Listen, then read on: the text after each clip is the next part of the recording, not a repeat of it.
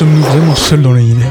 En 2025, nous sommes au plus près que jamais de trouver des réponses. Et justement, il est fort probable. Bienvenue dans l'épisode 3 de Mystères et Légendes, je t'explique tout de suite. Déjà, commençons par notre système solaire.